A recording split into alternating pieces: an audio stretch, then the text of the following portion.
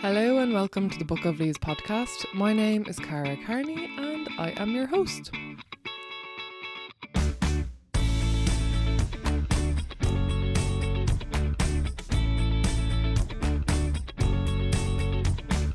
Welcome to Book of Leaves. This is a podcast where I interview people in Ireland who are doing something good for the planet, be they activists or business owners, or they work for an NGO, or they're just average everyday people like myself who are passionate about the environment and doing their bit to try help it and try help the fight against climate change. And in this episode, as you can see, we're going to be chatting to Rachel Dempsey. So if you are a new listener, you're very welcome. Rachel Dempsey is an absolute legend. I can't wait for you guys to get to know her, to take a leaf or several out of her book. Yeah, I just found this really inspiring and there's a surprise for you at the end as well. So I hope you guys enjoy. Don't forget, if you do like this podcast, you can support on Patreon, patreon.com/Book of Leaves. You can support the work that I do from this podcast to the volunteer activism that I do. It would be greatly appreciated.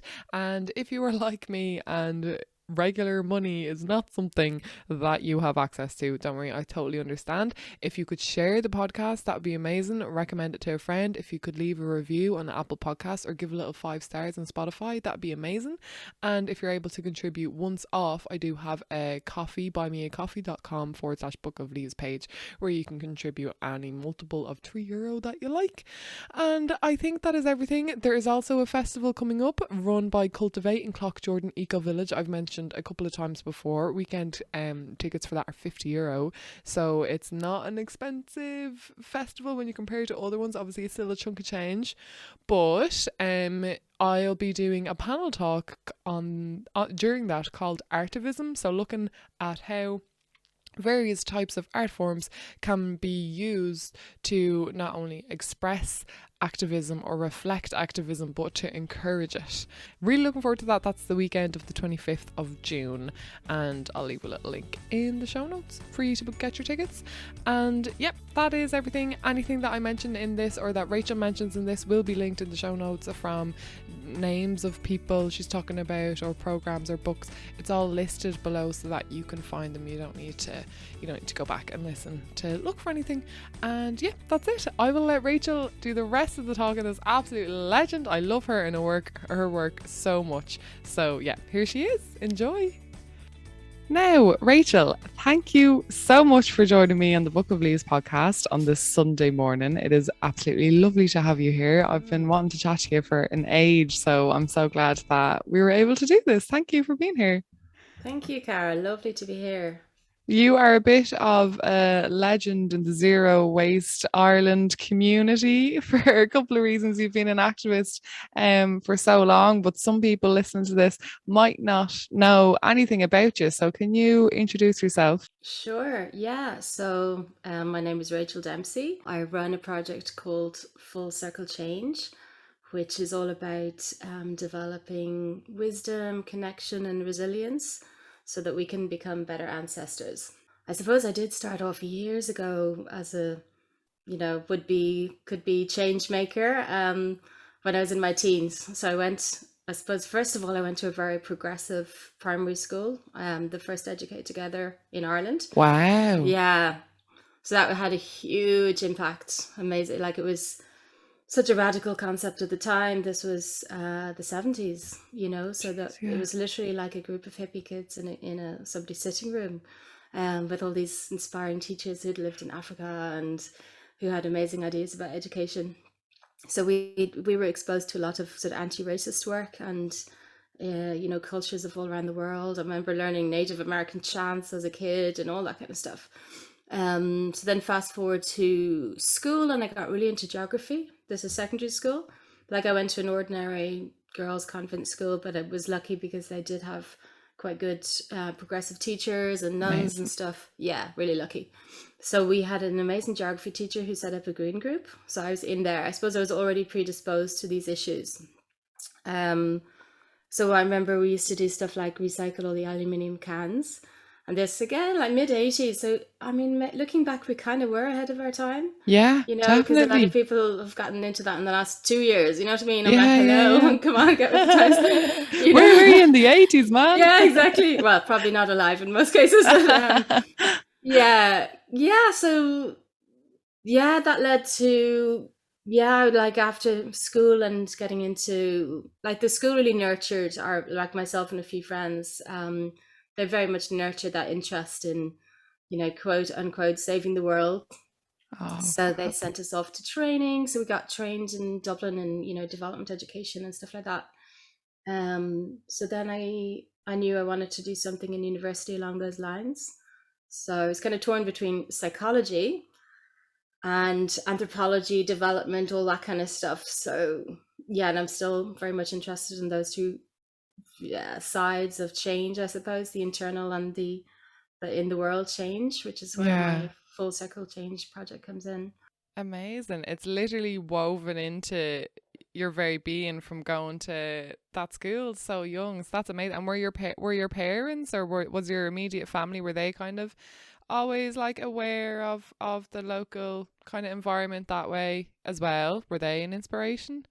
Yeah, I'd say my mother's family were quite into the built heritage as opposed to, I mean, they were into natural stuff as well, like the natural world. But I remember my mom was in on Tashka, to try and save old buildings. So I said, yeah, it's heritage in the wider sense of the world, and I suppose just in general, it wasn't, environmentalism wasn't really. I mean, even for me, still, it's not a separate subject to all other forms of justice, social change. It comes integrated into the whole package. Mm-hmm. Um, so yeah, they were into, justicey kind of stuff, human rights, that type, Amazing. amnesty. I remember we were into amnesty. So yeah, as a kid, I was into all of that stuff. That's absolutely brilliant. So no wonder you've got as much experience and activism under your belt as you do. That's amazing. But you were saying about being a good ancestor.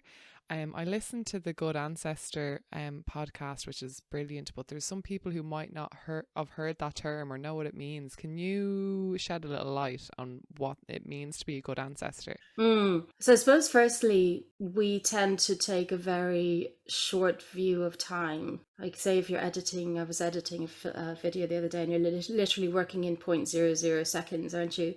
So as like modernity has forced us to become very much aware of microseconds rather than millennia, so yeah, if you take a very long view of time, so from the Big Bang to creation of with human evolution and beyond, then your mindset completely changes.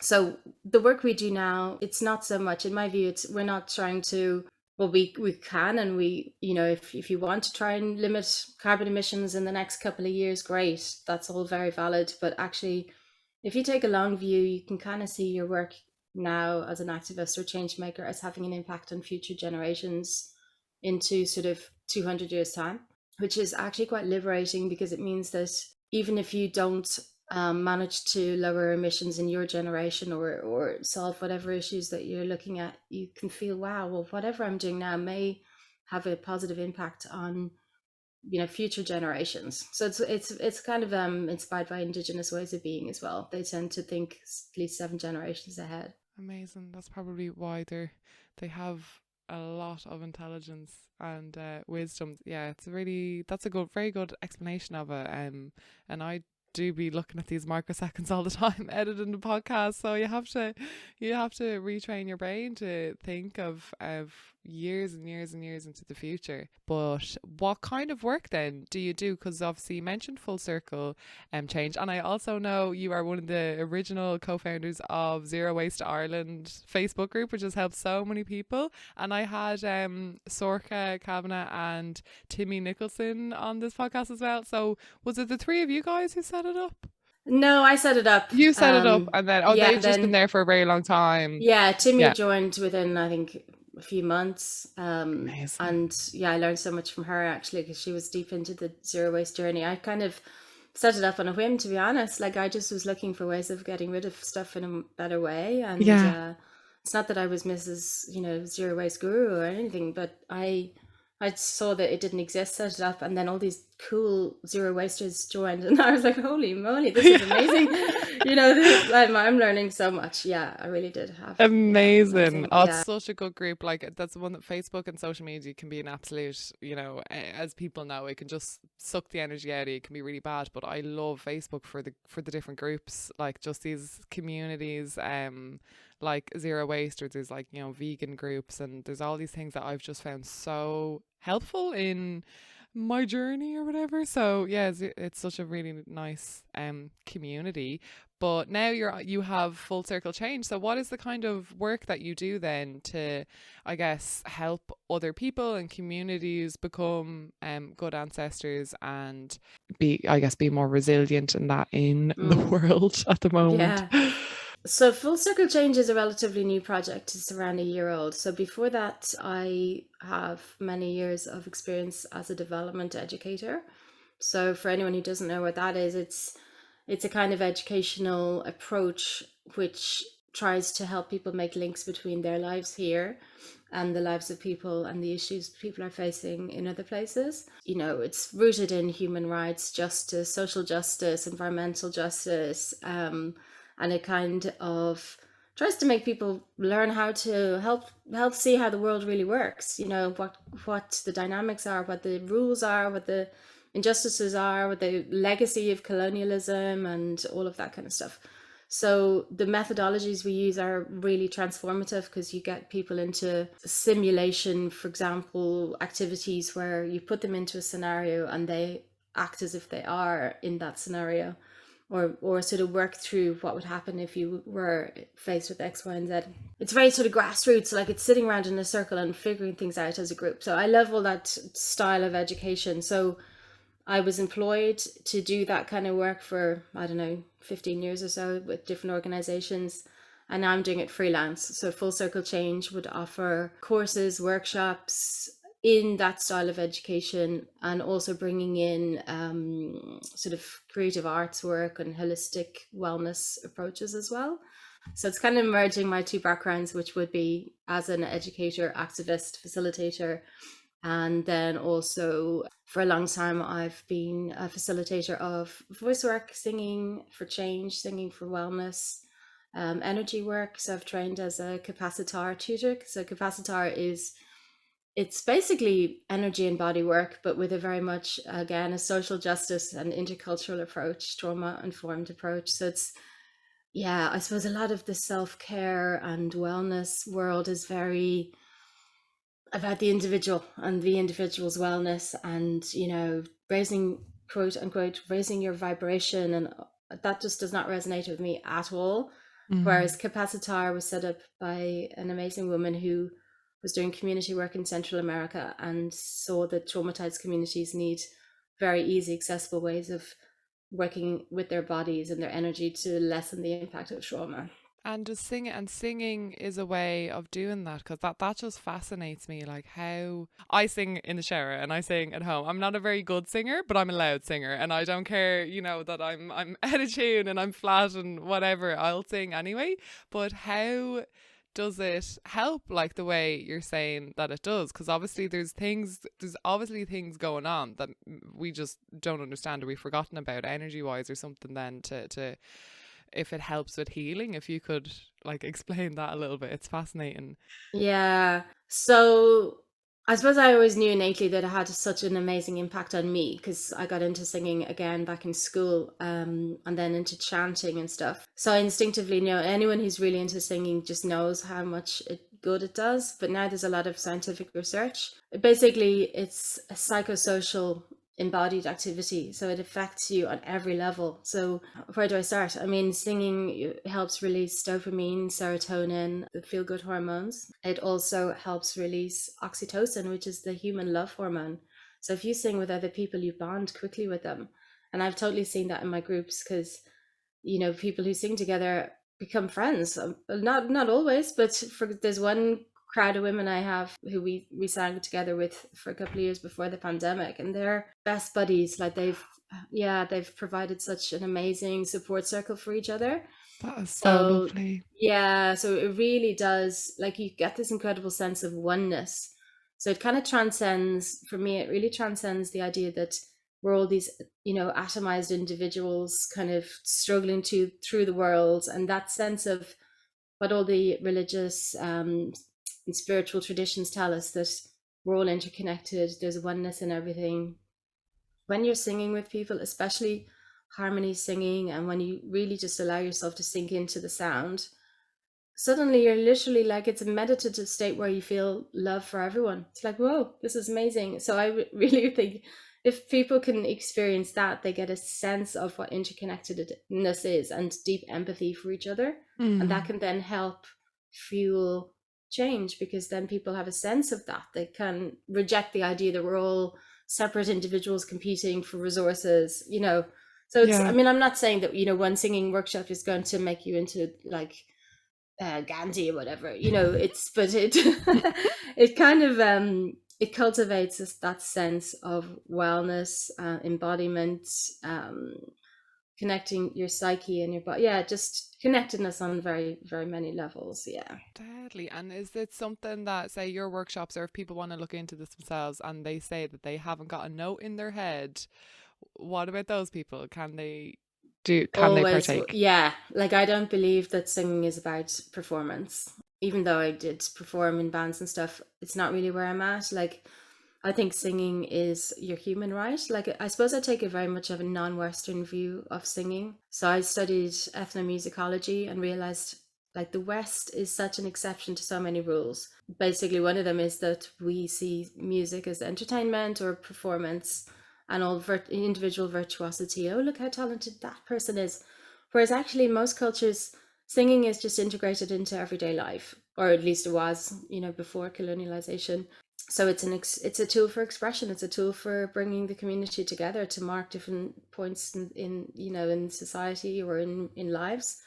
It has so many other functions. So yeah, I believe that singing is a human right. Like, if you don't, like, people who've been told they can't sing are wounded on a really deep level, and then they come to the workshops and it's this huge big realization, I can sing, and I have the right to sing, and singing feels good. It's such a release, such Yeah. a release. Yeah.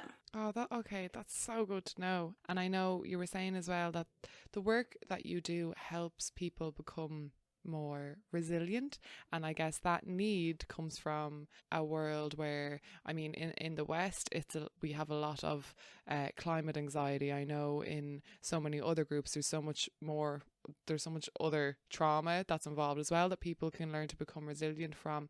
But for people who listen to this, who might have climate anxiety, or they might not know what does it look like, so that anyone who might have it can then start, I guess, healing from it.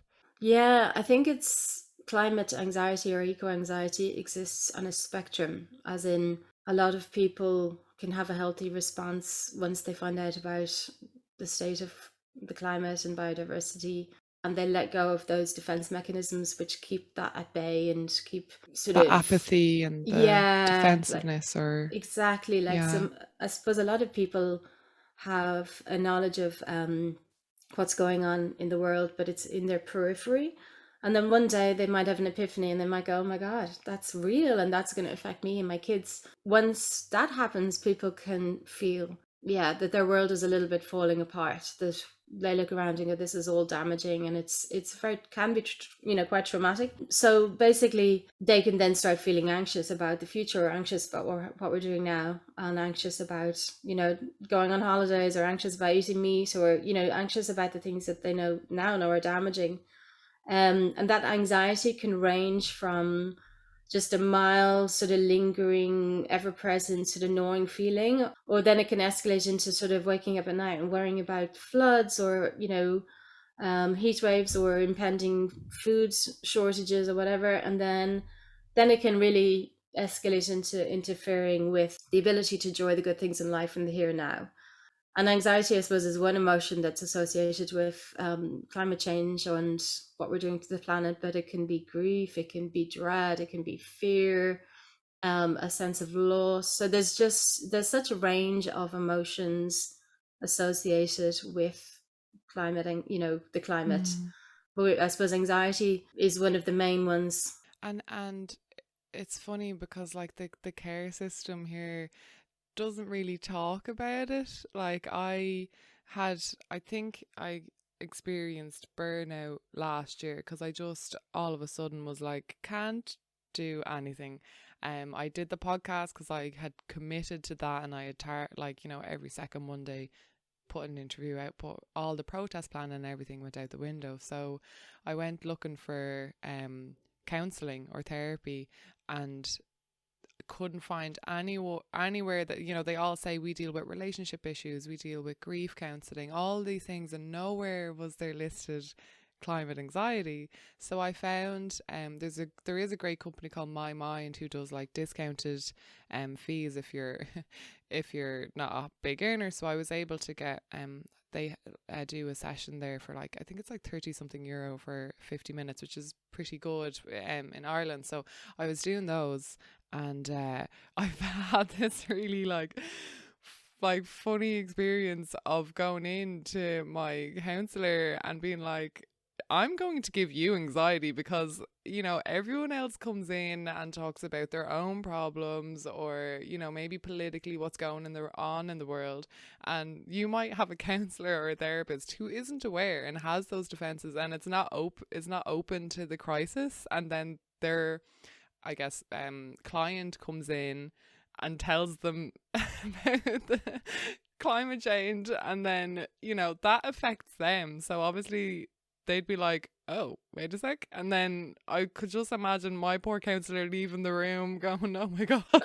Oh my God, my client is traumatized me. Yeah. That I traumatized her, or I let her know of this big problem that's going to affect her as well. But it's something that is really kind of lacking in Ireland. Like, I don't think it's equipped anyway. I don't know if you agree with me, or like, do you know if it can be improved, or how you could see it being improved?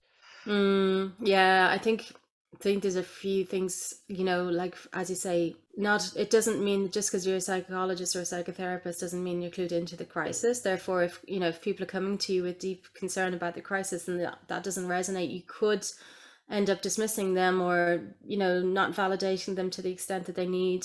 Like I've had that experience as well in a group therapy situation where you know I was coming in with all those kind of concerns, and just I was deep in you know looking back I was definitely had been overdoing it, and I did end up getting a bit burnt out.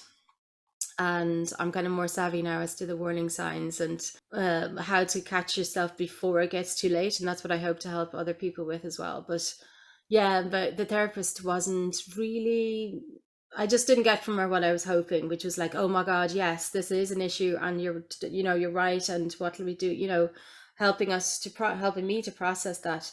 Because it was almost like, look, you know, that's obviously something else in your life that you're getting confused with. So I would like to think that that's changing a little bit, because even in the last sort of 2, 3, 4, 5 years, the general awareness in society has increased so much. Like it's much more common for people to take the climate concerns more seriously, and of course, you know, therapists will be in that boat, and there is some work being done to help cultivate that. You know, the Psychological Society of Ireland are working on that a bit. But also, I think that there's just not the capacity and there's not the affordability in terms of mental health in Ireland. Like, you know, not even though there is some subsidized access to therapy, there isn't enough of it. Like post pandemic and with the climate, you know, crisis looming or getting every year more intense, we're just going to need so much more volume of help. Having said that, I mean, I don't think that everyone who has eco anxiety needs professional help. I think it's only when those emotions get really stuck and when they really interfere with your ability to, you know, go about your business. But I think eco anxiety is a healthy response to what's happening. So it Yeah. just depends on whether you have the people you can speak to about it. It depends on how isolated you feel with those feelings. That may mean, you know, it can mean that you do need that help, you know, depending, and it's perfectly normal and natural to need it, as with any other issues in your life. But yeah, I think we need to make a more of a grassroots self-organized thing as well. I don't know if you heard of all, the climate cafes in the UK more so. I've heard of them, but I've Yeah, never been to one, never attended one. yeah. Yeah, if you could explain for listeners who might not Yeah, I know. mean, I haven't been to one either, but what I understand by yeah, the model is similar to something that has been done for grief. Anyone can host them. It's a kind of an open source facilitation thing where you can go online, Google climate cafes, find out how to do them, and then go ahead and do them. So it's inviting people to your home or to a cafe or to a venue and sharing a meal and giving each person a chance to speak about their concerns. So it's just a way of, deeply listening to one another without judgment around what concerns you have. And I think that's things like that can be really helpful as part of a Yeah.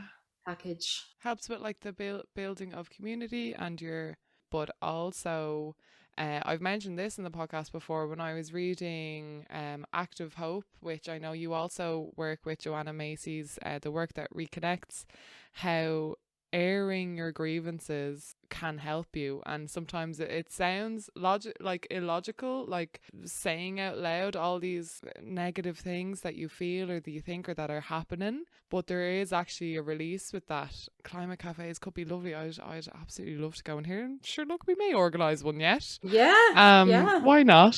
You also mentioned, of course, building people's resilience, so that we can manage or deal with climate anxiety, but also not let it overcome us or become us. So how, like, what kind of tips would you have for people to be kind of more resilient? I know this is what your work delves into, but I guess for a brief kind of explanation. Oh, trying to be brief about this. Oh, well, you can take as long as you like, but Yeah, no, I know you have like yeah, whole courses on this. I'm like, we yeah, probably exactly. won't get everything in, but No, just in a nutshell. yeah. So first of all, I think one common tip that you hear out there is take action, because action alleviates anxiety. I always had this niggling thing that wasn't the full story, but I was kind of feeling a bit weird about it because all the experts say, well, take action. But then recently I was listening to a talk by Britt Ray. She's written a book, I think, called Generation Dread. Anyway, she was saying it is about taking action, but it's also an inner journey. So basically, I think we all need to do some inner work. So our society is all about action, but not so much about contemplation. So I think one way to get more resilience is to pause, not have this knee jerk thing of like, oh my God, climate change, I have to do something, as if it was about us, as if you as this individual are the key to, overcoming this world challenge. Because we tend to kind of think very it's not that it's egotistical, but we do have such an individualized culture Mm. that we immediately go to the I, and we immediately go to productivity, which is another whole thing. So yeah, action and individual action are defaults. So, and actually I think it has to be the opposite of that. So I think if you look into nature, everything is done, it's symbiotically, in communion with all the other species. So we kind of need to just take a step back and go, okay, I'm just like a bee in the hive. What little thing can I do in my corner without getting into sort of savior complexes? And what do I actually love doing? So, and what am I good at? So even if it's, tending a tiny patch of grass or a garden or whatever, or even if it's that it's not directly related to climate, really validating whatever change making you're doing, because all of the issues in the world are interconnected and they all lead to climate change in a way. So being savvy about your activism and not really being motivated by guilt and shame is a huge one. So if you need to step back and really reconnect to nature, to then sort of fall back in love with the world so that you can feel your change making from that love and from that sense of being nurtured by nature. I really believe in nature as a way to help us become more resilient, and it just ties in so much with the kind of activism we're talking about. It's because of nature and what we're doing to nature that we have this crisis. So also taking breaks, like you mentioned, you took a break, and I think that's such a sensible thing, and it can lead to people feeling guilty or not, inadequate, but that's so not the case, because you're useless when you burn out. So whether it's a week, a month, a year, like I took pretty much a year out there during the pandemic. I just felt overwhelmed by everything. It wasn't just climate, but that was a part of it. So I just said, no, can't look at climate for a while. And then I just knew I'll come back to it when I'm ready. So I Yeah. think breaks are really important. sort of big breaks like that are good, and also just learning to distract. Like, I think especially in the early days when people get awakened to this stuff, it becomes all encompassing and overwhelming, and you can have this, you know, doom scrolling habits and try to learn as much as you can, and everything, you see everything through this lens of potential catastrophe, and it's just so debilitating. So I think you really need to actively seek out things like a distraction, like Netflix, I don't know, whatever works for you. Mm-hmm. That's to not think about the climate issue. Yeah, distraction is really, really important. Really, really Yeah, important. just not having it in your life all the time. And I know, again, one thing Joanna Macy talks about is small wins, making small wins your own.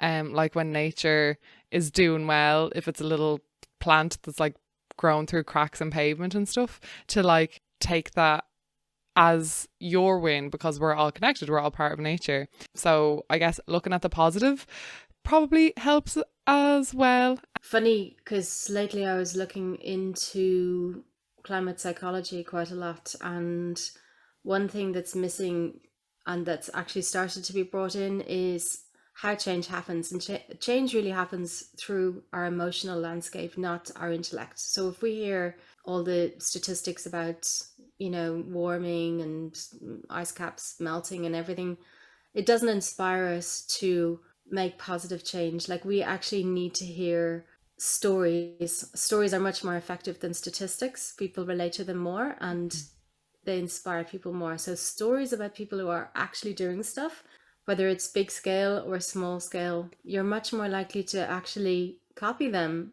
than, and it's much more motivating than hearing really terrible facts and figures. So, and that's not going to be covered by the media, because media, they only look at the negative, and our psyches are much more biased towards the negative. So yeah, basically I think we need to make a practice of seeking out positive stories and role models. And say, for example, China is doing this massive work in rewilding, and people don't really realize that, you know. So it's seeking out the stories that are there about incredible change that's happening, and it can be just so motivating and inspiring.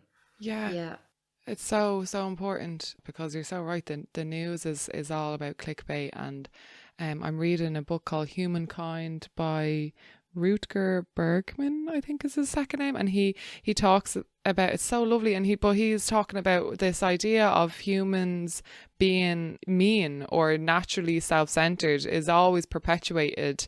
And there's actually been studies that have become famous, like the Stanford prison experiments, of what people do when, you know, they get positions of power. But then he's actually breaking it down and going, these were all manipulated studies. They weren't random controls. Like, they were given the people organizing the studies wanted a certain outcome out of it to show what humans are like, because that's what people are interested in. Or the book, there's a really famous book that I'm after forgetting the name of, where like a boys get stranded on an island. They all like go to war with each other, but then in Lord of the real life, Flies, isn't it? Lord of the Flies, thank you, yes. But in real life, when that happened, there was a group of boys that actually all were shipwrecked on an island off the coast of New Zealand or Australia. They were there for over a year, and they built a community, and they got on so well, because this is in times of crisis, we actually revert back to community.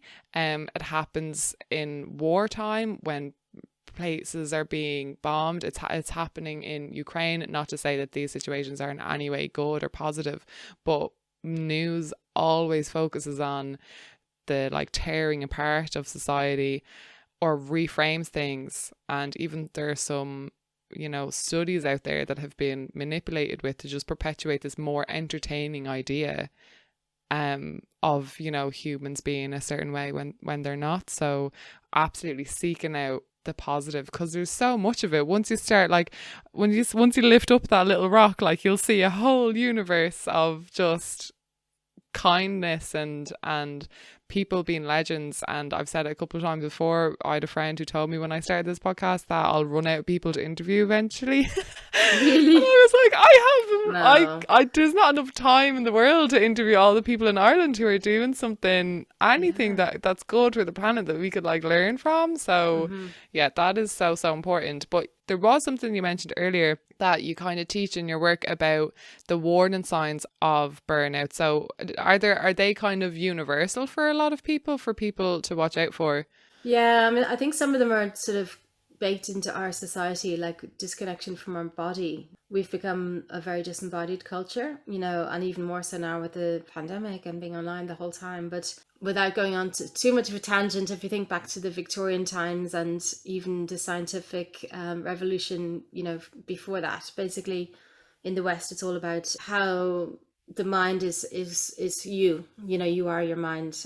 I think, therefore, I am. So basically, we're technically very savvy, but emotionally quite, in our infancy. So I think we tend to, as a society, not be great about recognizing what emotions we're feeling because we're disconnected from our body, because our bodies are where the emotions reside. So I think mindfulness can be really good at sort of helping us notice, oh, actually, my heart rate is a little bit too fast, or I've got this, aching feeling in my shoulders, or my thoughts are going really fast. So when you slow down, you are able to catch those physiological signs. Or you could be that you find that you have a tummy upset that won't go away and you don't really know why. So sometimes, because we bypass that awareness of our bodies, we somatize our issues. Some of us, like, we all have different tendencies to kind of not deal with our emotions, but one of them can be somatizing. So I think there's self-awareness is really important. Slowing down, taking the time to sort of go, oh, I'm feeling anxious, and even naming it is proven to be really helpful in dissipating the intensity of that emotion. It doesn't mean it goes away, but it gives you a little bit of distance. So I think one way of sort of not getting to burnout is to really reflect on how often do you feel like you're ruminating, or losing sleep, or how many times have you blurted out, like, having a night out with mates and you're like, we have the climate crisis, you know? So, Guilty. so that kind of self-awareness is really good. Like, I would really recommend a woman called Laura Hartley. She's an Australian woman who does workshops in burnout and activism. She's really good at sort of helping you locate yourself in that spectrum from doing okay, but can have a few kind of worried nights or whatever, to actually ill, Yeah. because when chronic stress leads to illness. Mhm. So whether it's to do with anxiety, climate, or the rest of the stress in our lives, it's really just important to nip it in the bud, take the breaks. And it's yeah, again, it's not really that popular in our culture just to be and not to do. Mm. But I think we need to do that for ourselves, and we also need to do it to change the paradigm. Absolutely. And I guess to look at then the kind of, because I know I'd love to talk to you for hours, oh my God, but I guess if people want to know more and learn more from you, you have so many different courses and workshops and things that you offer. Not only, I imagine you could go to schools and workplaces as well with these. Like, it's not just what's available to the public that you organise, but can you give us a rundown of the kind of things people can attend or request from you if you're available? Mm, sure, yeah. So if you're joining into something I'm organizing, I have online courses. The next one is coming up in September, which is called From Eco Anxiety to Eco Resilience. Basically, a lot of the stuff we've been talking about, plus delving into what is the climate crisis, as in what are the systemic factors that have led to it. Because I think if people realize that actually things like being overly focused on productivity is actually part of the climate crisis. So yeah, if you can understand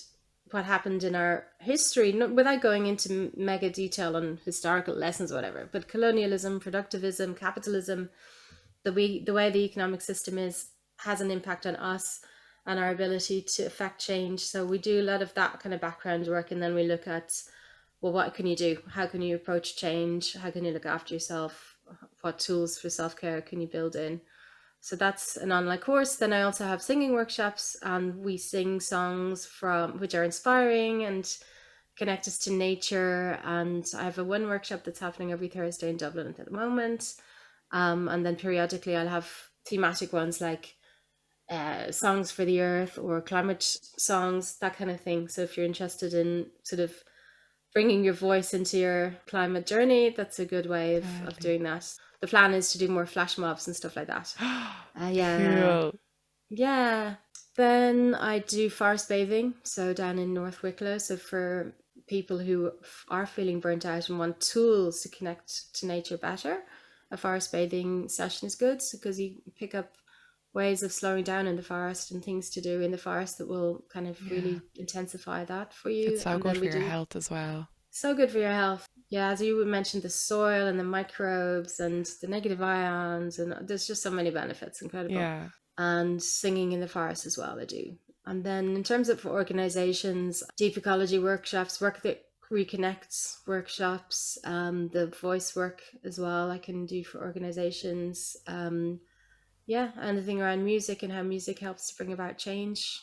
Lots of them actually. I have loads of them. And it's that Different people can, workshops. it's fullcirclechange.ie. Is that the That's website it. people can check out? Amazing. And you're on some socials as well. So I'll link all of those in the show notes. Before we round off, I did ask you before the interview if you would possibly sing something for the podcast that people could maybe get an example of what it's like to I guess just sing for the enjoyment, but singing that help. So I would absolutely love if you would, I guess, sing for our listeners. We've never had anyone, I guess, sing on the show before, and I mean, it's a podcast. It would work perfectly if you would Sure.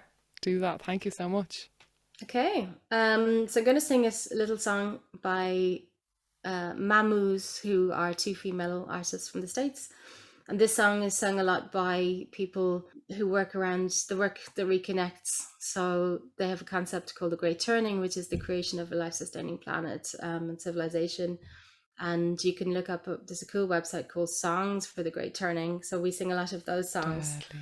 Yeah, so they accompany all the spiral of Joanna Macy's work. So I love this one because I love the regenerative work, and this is like this is where we need to move to, so like coming together for change. So I'll sing you the song, and it's self-explanatory. We shall be known by the company we keep, by the ones who circle round to tend these fires. We shall be known by the ones who sow and reap the seeds of change alive from deep within the earth. It is time now, it is time now that we thrive. It is time we lead ourselves into the well. It is time now, and what a time to be alive. In this great turning, we shall learn to lead in love.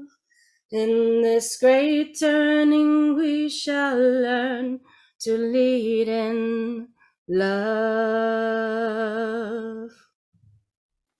Voila. Thank you so much for that. That is so lovely, Rachel. I feel honoured that you shared that with me. Thank you. So I wish hopefully people will check out your singing workshops. I absolutely would love to join one of those of a Thursday in Dublin.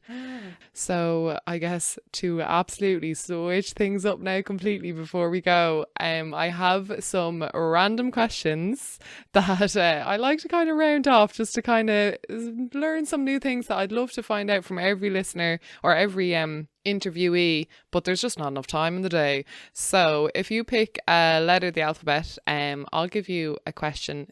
L. What is your favourite protest memory? Yeah, I remember when I was in college in England studying Latin American studies, we did a lot of non-violent direct action, and I remember throwing myself in front of a bulldozer. with loads of other people. So it was grand. But yeah, that's that sort of feeling of really being alive in la lucha, the struggle in Latin America. That's a word that still comes to my mind. But Wow. that was in England. Yeah, it was that sense of everyone together and doing something really radical. I can't really remember the details because this is going back quite a few decades. Sure. But yeah, I just remember that feeling of empowerment. Yeah, it's especially for young people. I'd really recommend it. Like, I wouldn't do a lot of non-violent direct action now because I have 2 small kids and blah blah blah. But I think it really is a huge part of the puzzle. And if anyone has the energy and the wherewithal to get involved, I would really say do it. Amazing. Yeah, it is something I've never. Oh, the feeling when you're part of a protest like that is amazing. Oh my God, yeah. Would recommend. Yes. So, would you like to ask for another letter? Okay. What about T? T. Give us a book recommendation. Let me see. There's so many, isn't there? Active Hope by Joanna Macy is a classic that you should read. And there's another one that is it a pocket guide to climate anxiety? Very good. And we'll go for one more letter then before we go. D. The most beautiful sight or place you've ever seen. The one that's coming to mind, I mean, you never know what the most beautiful one is, but one of the most life-changing experiences I had in nature was going to the Amazon. I will never forget. And actually, it wasn't a visual. It was an audio experience, but the sounds of the forest at night were so loud and so harmonious and so incredible. Yeah, that was probably one of my most visceral nature experiences. I mean, obviously, to look at the forest was incredible as well. Yeah. But yeah. Rachel, I can't thank you enough. Is there anything you would like to share with listeners before we clock off for the podcast?